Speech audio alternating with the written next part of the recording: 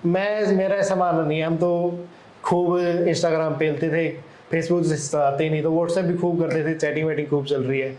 हाँ हाँ। लेकिन अभी क्या है कि प्रोसेस काफी फास्ट हो गया है। तो आप ये मान लो कि 8 से 9 महीने के अंदर आप एसएससी की तैयारी आराम से कर सकते हो। उसने एक चीज कही थी कि एक्स को मत छोड़ना। मैथ वाला एक्स है वो आपको सिलेक्शन दिलाएगा, और जो लाइफ वाली आपकी एक्स रही है या आपका एक्स रहा है वो आपको बहुत कुछ सिखा के गया है। हाँ, लगातार मॉक की प्रैक्टिस करते रहो और प्रीवियस ईयर क्वेश्चंस को तो मतलब ऐसे चाट जाओ कि हेलो एवरीवन, वेलकम टू स्टूडेंटो। सो अभी आप देख पा रहे होंगे केशव मेरे साथ है और इसका सिलेक्शन हुआ है एसएससी सीजीएल 2022 का जो भी रिजल्ट आया है 76 रैंक के साथ। केशव मेरा फ्रेंड था कॉलेज टाइम में, हंसराज कॉलेज में हम सेम बैच में पास आउट हुए हैं। इसके अलावा हमारे एक दो और फ्रेंड का साथ ही सिलेक्शन हुआ है, जैसे भूपेंद्र है, तो हम साथ में ही रहते थे। हालांकि भूपेंद्र अभी साथ में ही बैठा है, आना नहीं चाह रहा है वीडियो में। देखते हैं क्या आगे का सीन बनता है। तो केशव भाई से आज हम जानेंगे केशव ने कैसे तैयारी करी और कैसे इतनी अच्छी रैंक के साथ एसएससी सीजीएल में सिलेक्शन लाए हैं। सो सबसे पहले अपना एजुकेशन बैकग्राउंड वगैरह बता दे एक बार। एजुकेशन बैकग्राउंड जैसे भाई ने बता ही दिया कि साथ ही पढ़े हम कॉलेज में। 10 12 मैंने केंद्रीय विद्यालय से करी है।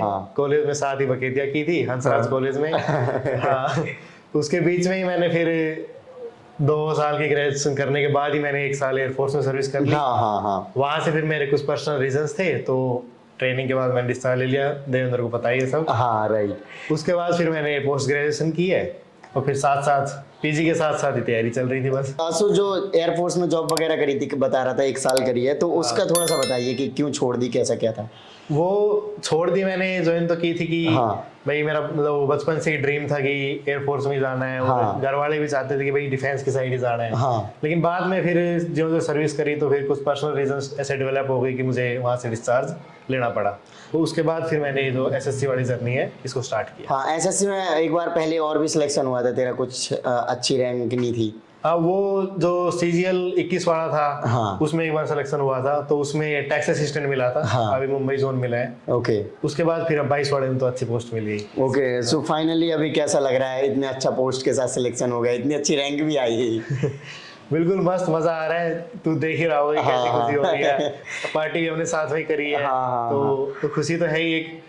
राइट। बाकी अब ज्वाइनिंग करने के बाद एक्चुअल डिपार्टमेंट में कैसा क्या फील होता है फिर बताएंगे तेरे को। हाँ बिल्कुल सही कह रहा है एकदम।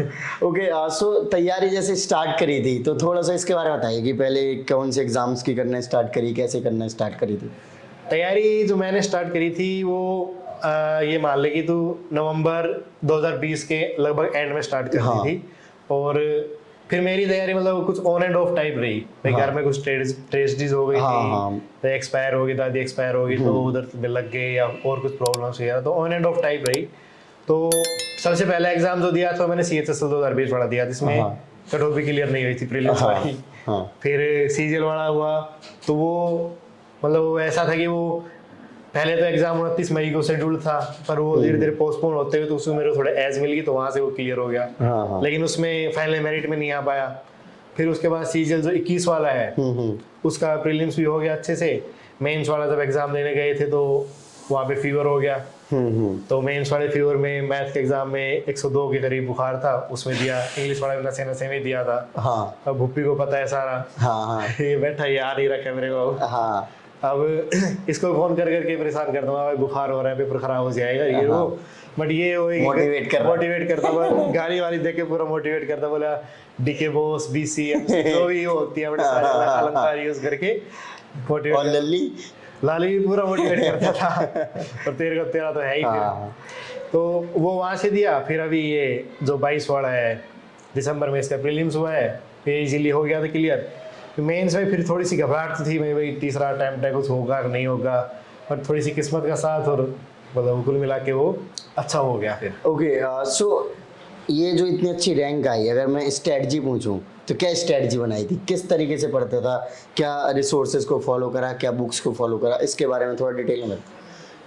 स्ट्रेटजी सभी की सिंपल ही है, कोई कुछ नया नहीं करता। कोई भी टॉपर है, कोई भी ऑर्डिनरी स्टूडेंट भी है जिसकी कम रैंक भी आई, उसका मतलब ये नहीं कि उसने पढ़ाई नहीं की। भूपेंद्र उसकी भी अच्छी रैंक है, वो भी ठीक है, काफी मेहनत की है उसने भी, और वो आ नहीं रहा बंदर। आएगा अभी लास्ट में डालेंगे। तो स्ट्रेटजी सबकी ये है कि सबसे पहले आप सिलेबस करो, सिलेबस के बाद आप उसको रिवाइज करो, उसके बाद आप मॉक्स और प्रैक्टिस करो। तो मैं थोड़ा सा इन डिटेल आपको सब्जेक्ट वाइज बता देता हूँ कैसे क्या। जैसे मैथ्स का मैंने क्या करा था कि राकेश यादव सर जो हैं उनका बेसिक से एक बार बैच कर लिया था। उसको करने के बाद वहाँ से सेल्फ नोट्स प्रिपेयर हो गए थे। फिर जो किरण वाली जो बुक आती है उसी से मैंने क्वेश्चंस उनको प्रैक्टिस कर लिए। उसके साथ साथ जो टेक्स्ट बुक पे सेक्शनल मॉक्स वगैरह हैं वो सब करते गए सब। इंग्लिश का जयदीप सर से क्लास करी थी, वही सेम रूटीन क्लासेस कर ली, जो फिर प्रीवियस ईयर क्वेश्चंस लगाए। और जो नीतू सिंह वाली बुक है और एक एमबी पब्लिकेशन वाली बुक है उनसे वो कैब और थोड़ी ग्रामर के क्वेश्चंस थे उनको सोल्व आउट किया। और रीजनिंग का क्या था, रीजनिंग की मेरी पहले से ठीक ठाक थी तो मुझे रीजनिंग को मैथ अच्छी है तो रीजनिंग आई थिंक हाँ वो अपने आप ही हो जाती है। हाँ वही तो रीजनिंग के एक दो टॉपिक्स थे जो नहीं आते थे तो वो पीयूष सर हैं काफी अच्छे हैं वो भी, वो उनसे कर लिए थे। और बचा जो जीएस का जो सेक्शन है वो मैं जो पर्सनली करता था वो उत्कर्ष क्लासेस पे कुमार गौरव सर हैं। तो उनकी डेली क्लास आती है सुबह लाइव। ओके ठीक है, वो एक डेढ़ घंटे की करीब क्लास होती है। तो मैं उसको ऑफलाइन सेव करके बाद में उसको 2x पे करता था डेली। ओके और वो मैंने लगभग 1.5-2 साल के करीब लगातार उसको क्लास को किया है। तो उससे मेरा मतलब करंट वाला भी कवर हो जाता था, स्टैटिक भी कवर हो जाता था और कुछ इधर उधर की जो चीजें थी वो सब उसमें कवर हो जाता। तो जीके के लिए मुझे एक्स्ट्रा कुछ करना नहीं पड़ा उनके। ओके जो पहली बार जो प्रीलिम्स दिया था उसमें कितने मार्क्स आए थे और इस बार कितने मार्क्स आए थे? पहली बार वाले प्रीलिम्स से मुझे एग्जैक्टली ध्यान नहीं, लेकिन 150 के अराउंड ही थे। और इस बारे वाले में भी शायद 160 के अराउंड थे प्रीलिम्स में। तो अच्छा जैसे पेपर देने जाता है प्रीलिम्स का तो कितने टाइम में पूरा पेपर हल कर लेता है? शुरुआत में तो पेपर होता ही नहीं था। अच्छा मतलब वो फटी रहती थी कि होगा ही नहीं होगा पूरा। ठीक है, लेकिन अभी जैसे कि आने लगा तो उसके बाद 50 मिनट के अंदर अंदर पेपर हो जाता था पूरा। प्रैक्टिस से पूरी करते थे। अरे वाह। और कोई इजी शिफ्ट वाला पेपर है तो तकरीबन 42 मिनट 45 मिनट में पूरा हो जाता था। हाँ तो वो जैसे धीरे धीरे मॉक्स जितने ज्यादा दिए ना तो मतलब ये मान लो कि 150-200 करीब मॉक्स दे लिए होंगे आराम से। तो जैसे जितने ज़्यादा मॉक्स दे रहे हैं तो उससे वो कॉन्फिडेंस बिल्डअप होता है और टाइम फिर वो ऑटोमेटिक घटता चला जाता है। तो उसी वजह से वो कि 50 से 55 मिनट के अंदर अंदर पूरा पेपर सोल्व हो रहा है। ओके अच्छा मॉक वगैरह जब स्टार्टिंग में लगाया था उसमें कितने मार्क्स आते थे और धीरे धीरे इम्प्रूव कैसे करा? स्टार्टिंग वाला जो पहला मॉक दिया था उसमें मेरे 84 मार्क्स थे। अरे वाह सही थे वैसे। डिसेंट स्कोर है। हाँ 84 थे। उसके बाद फिर थोड़ा सा इम्प्रूव हुआ इसलिए उसे किया तो 115-20 वाली उस लाइन में अटक गए। वहाँ फिर अटकते रहे काफी टाइम तक। फिर एक मेरा फ्रेंड है दीपक, उसने भी सीजल 19 वाले से अच्छी रैंक ली है, 20 वाले से अच्छी ली है। मतलब स्कूल के साथ का था। और फिर गोपी है।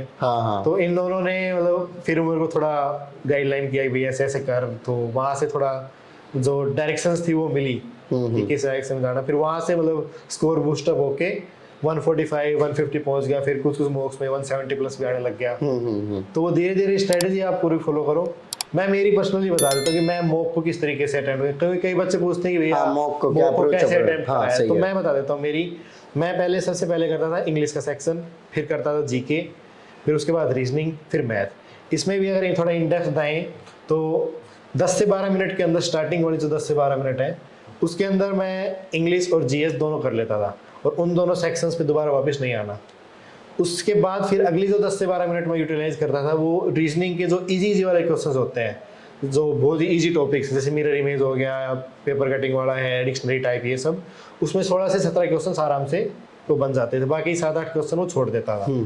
फिर ऐसे ही जब मैथ के क्वेश्चन स्किप करते करते मैथ के जब लास्ट में अटेम्प्ट कर रहा हूँ सेक्शन तो उसमें भी स्टार्टिंग के कुछ मिनट्स में ही 16-17 क्वेश्चंस बन जाते थे, बाकी 7-8 क्वेश्चन फिर छोड़ जाते थे। उसके बाद फिर लास्ट में मेरे पास टाइम 20-22 मिनट बच जाता था इतना करने के बाद। और क्वेश्चंस मेरे बच गए 7-8 मैथ के, 7-8 रीजनिंग के। तो फिर वहां से मैं वापस मैथ के स्टार्ट करता था पहले। फिर मैथ के जो आगे हो गए तुरंत सेकंड अटेम्प्ट पे हो गए वो कर लिए, जो बच गए उनको छोड़ दिया। फिर रीजनिंग के बचे हुए करता था। ऐसे करके वो पूरा पेपर आराम से हो जाता था। इसमें कोई तो ये स्ट्रेटेजी मतलब केशव भाई देख जैसे बहुत सारे तूने एग्जाम वगैरह भी दिए है ना, इसके अलावा बहुत सारे फ्रेंड्स को भी देखा है जिनका सिलेक्शन भी हुआ और नहीं भी हुआ है ना। तो अभी क्या लगता है कि सीजीएल की एग्जाम की जो अप्रोच है वो क्या होनी चाहिए? एक स्टूडेंट को क्या रिक्वायर, मतलब एक होता है ना कि भाई मैं तैयारी कर रहा हूँ, मेरा एग्जाम निकलेगा नहीं निकलेगा, कैसे पता चले मुझे? एक तो सबसे पहले चीज है कि आप पॉजिटिव एटीट्यूड रखो। आप मेंटली प्रिपेयर रहो कि भाई मेरे को पूरा सिलेबस करना है और पूरा फिर प्रैक्टिस करनी है, फिर मॉक्स देने हैं, मॉक्स से मार्क्स भी कम आएंगे आपका दिल भी टूटेगा, जैसे गर्लफ्रेंड छोड़ जाती है वैसे दिल भी टूटेगा। अच्छा देख रहे हैं। बिल्कुल वैसे मतलब एक हार्ट ब्रेक भी होगा, आप इमोशनली डिप्रेस भी होगे। हाँ। आपको थोड़ी बहुत जेलेसी भी होगी कि भाई और कोई फ्रेंड है, उसने मान लो आपसे कम मेहनत किया, उसका इंटेलेक्ट लेवल आपसे ऊपर है तो वो आपसे पहले सिलेक्शन ले गया, हाँ। तो वहाँ जेलेसी भी होगी। तो ये पूरा मतलब प्रोसीजर है, पूरा प्रोसेस के थ्रू आपको जाना पड़ेगा, आप इस चीज को मान के चलो। देख ले भाई, जेलसी हो रही थी इसको। ना ना ना, इससे क्या जेलसी है, ये तो हाँ। भाई है लोगों के यार, हाँ। साथ में बकेतियां खाती हाँ। है। अच्छा, रोटियां दिखाई है इसने मेरे को। तेरे पापा भी देखेंगे वीडियो। पापा देखेंगे, मैंने थोड़ी देखी। देख ले। देख रहा है, यही दिखा, तेरे को भी तो पता है, यही तो बिगाड़ता है सबको। बिगाड़ता तो है।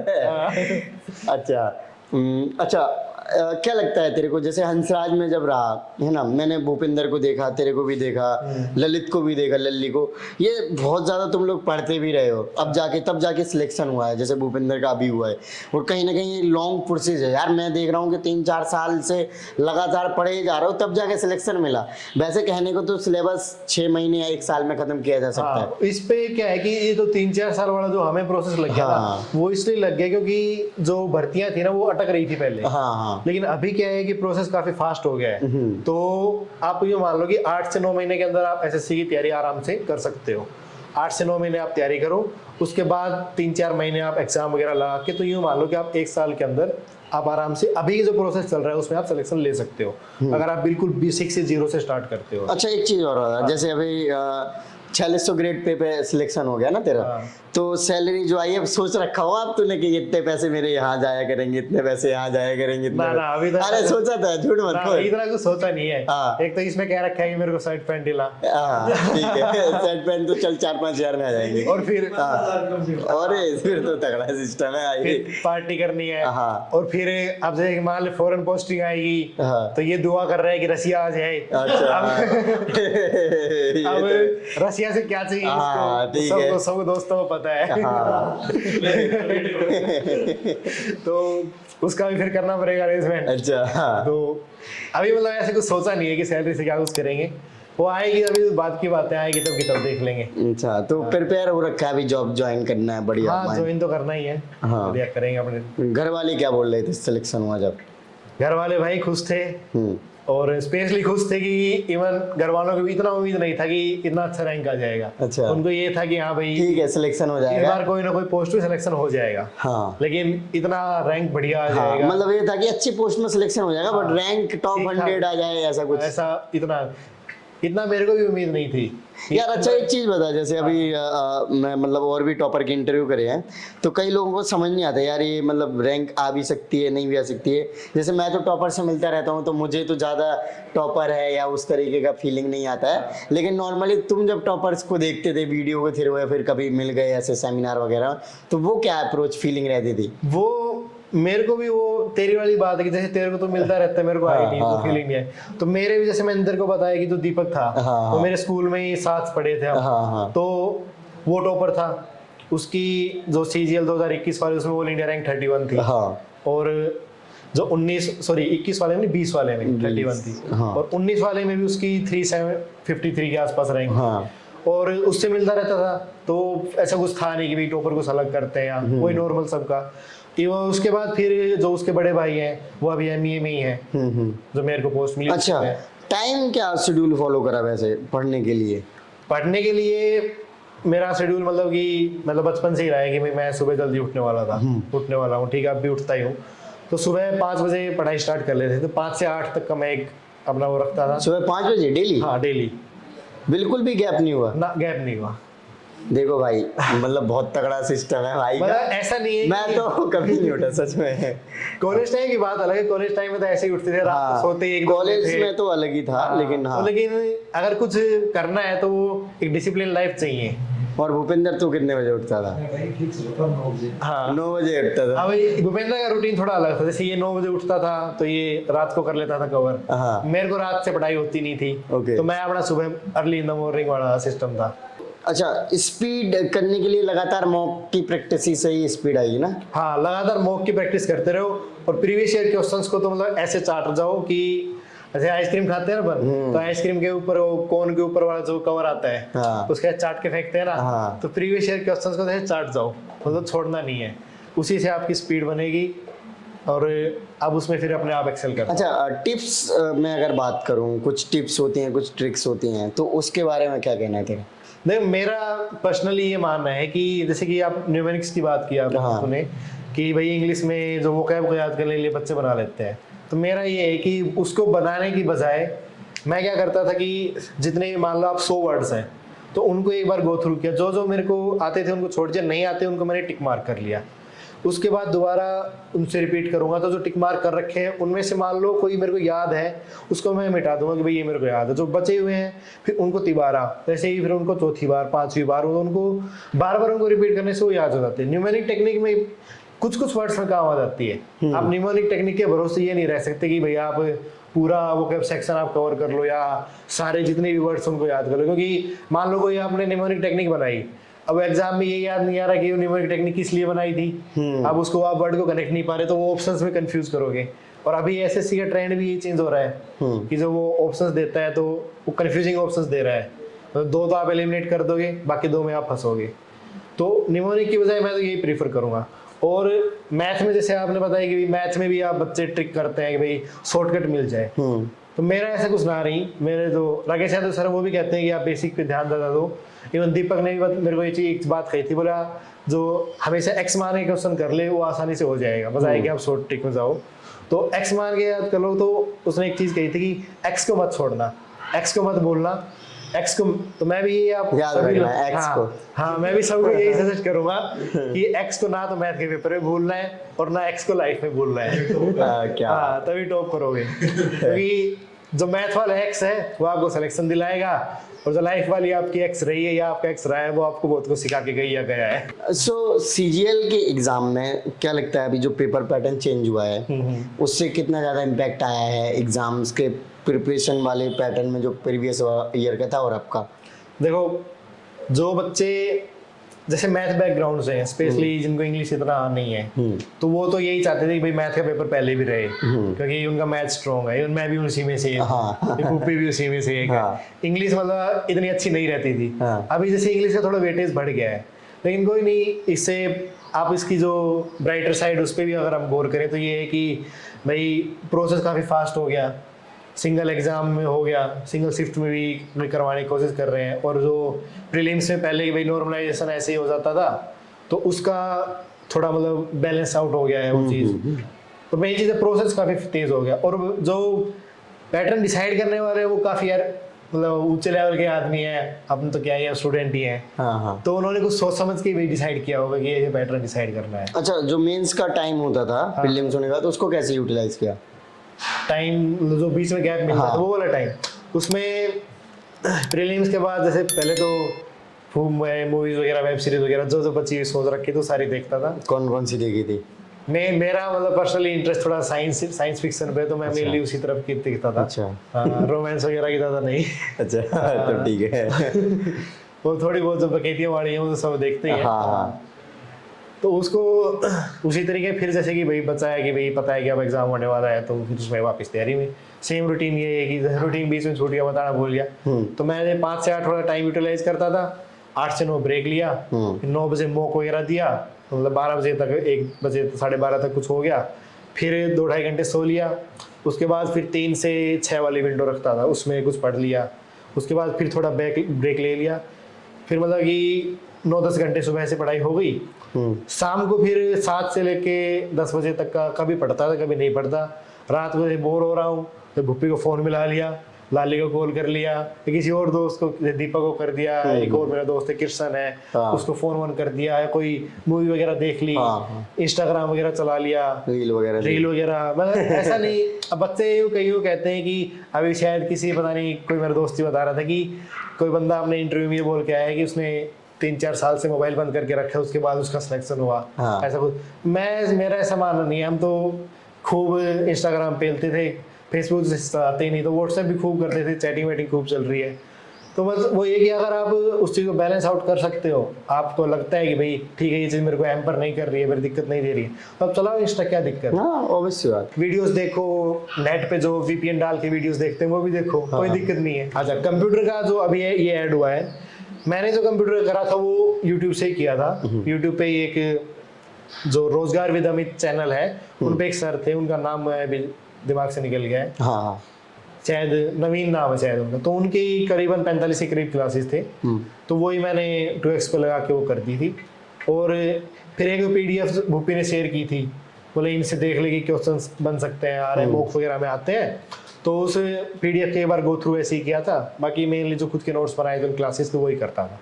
तो कंप्यूटर में ऐसी कोई दिक्कत आई नहीं मुझे, क्योंकि कंप्यूटर में क्या था कि जो क्वेश्चन थे वो मतलब थोड़ा घुमा के पूछ रखे थे एसएससी ने। हाँ हाँ मतलब ऐसे डायरेक्ट नहीं पूछ रखा कि भाई व्हेन वाज कंप्यूटर डिस्कवर्ड, इस तरीके से डायरेक्ट नहीं पूछा, थोड़ा उसको घुमा के क्वेश्चन बोलिए, तो वो बच्चे वहाँ थोड़े कंफ्यूज हो गए। इसलिए ये रीज़न है कि भाई बच्चों को कंप्यूटर में काफ़ी डिस्क्वालीफाई हुए। इवन हमारा भी एक फ्रेंड है, इसके शायद रो उसके 324 थे और कंप्यूटर में वो रह गया बेचारा। हाँ, ऐसे और भी एक दो लोग हैं जिनका 350-60 भी आया, उनका भी शायद बता रहा तो था। ऐसा वो बता, तू ही बता रहा था एक बार तो कि एक 360 बता रहे थे कि एक लड़की थी, उसका नहीं हुआ। अच्छा 360 में तो जबकि टॉप हाँ बिल्कुल 50 में आराम से रैंक आती, टॉप 10 में आ जाती है। हाँ भाई। आराम से।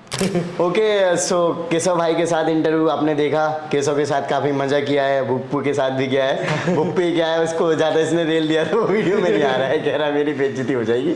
सो ओवरऑल काफी अच्छा एक्सपीरियंस रहा। ये लोग काफी मेरे फ्रेंड सेलेक्ट होते जा रहे हैं अलग अलग जॉब में।